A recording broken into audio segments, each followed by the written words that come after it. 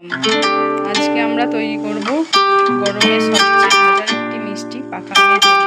গরমে আম না কার খেতে ভালো লাগে, তাই না? আমটাকে প্রথমে ছাড়িয়ে ছোট ছোট পিস করে একটু নুন দিয়ে সিদ্ধ করে নেব। এবার জল ঝরাতে, জল ঝরে গেলে একটা কড়াইতে গরম করে ঘি দেবো তাতে 1 চামচ, কারণ আমরা তেল দেবো না, এটা ঘি দিয়েই তৈরি করব।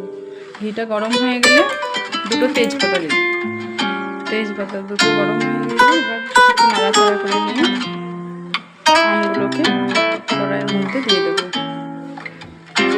এবার আমগুলোকে খানিকক্ষণ নাড়াচাড়া করার, যেহেতু আমি এটা ঘি দিয়ে করছি, তেল দিয়ে, এটা অনেক দিন সংরক্ষণ করে রাখা যাবে বা ফ্রিজে স্টোর করেও রাখা যাবে।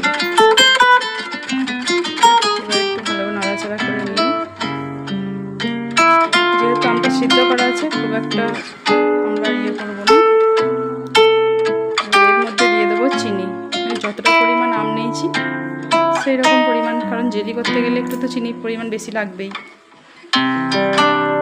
দিয়ে এবার চিনিটি ভালো করে নাড়াচাড়া করে নিয়ে চিনি থেকে যে রসটা বেরিয়ে আসবে সেটা অনেকক্ষণ ধরে ফুটতে হবে।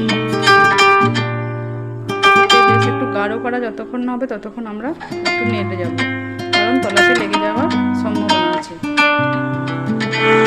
চিনির দেওয়ার সঙ্গে সঙ্গে আম থেকে চিনির রসটা বেরিয়ে হচ্ছে। এই রসটা একটু বেশ ঘন গাঢ় হয়ে আসবে, আর এটি অনেক দিন সংরক্ষণ করে রাখা যাবে ফ্রিজে বা পরোটা বা ভাতের সাথে।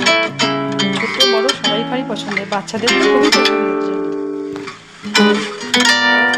দেখো একটা পরিষ্কার পাত্রে নামিয়ে নেব।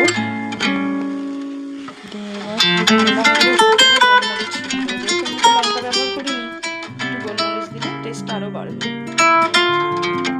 লাইক কমেন্ট করবেন, অবশ্যই একটু সাবস্ক্রাইব করবেন।